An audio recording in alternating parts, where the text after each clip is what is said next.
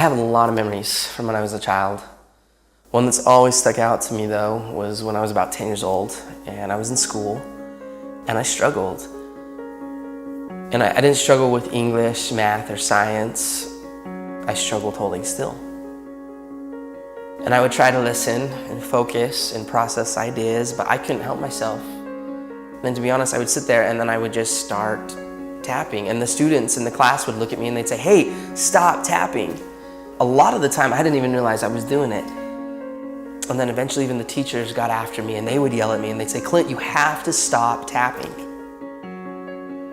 It got so bad that I got sent to the principal's office for tapping. And he said to me, "Okay, maybe when you go back to class, just try sitting on your hands." And so I did. I went back to class, and when I felt myself starting to tap, I did this. I sat on my hands. And that worked for about 5 seconds. One time I was tapping in class, and my teacher, Mr. Jensen, he looked at me and he yelled.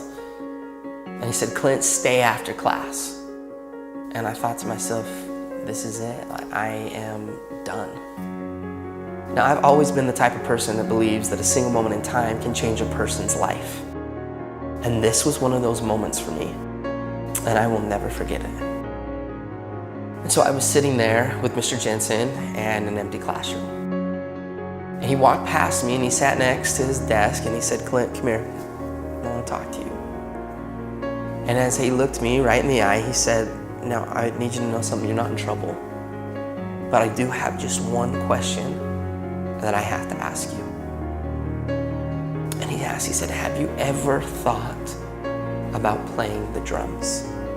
And in that moment, Mr. Jensen, he leaned back and he opened the top drawer of his desk. And he reached in and he pulled out my very first pair of drumsticks. And he held them in his hands and he looked at me and he said, "Hey, Clint, you're not a problem. I think you're a drummer."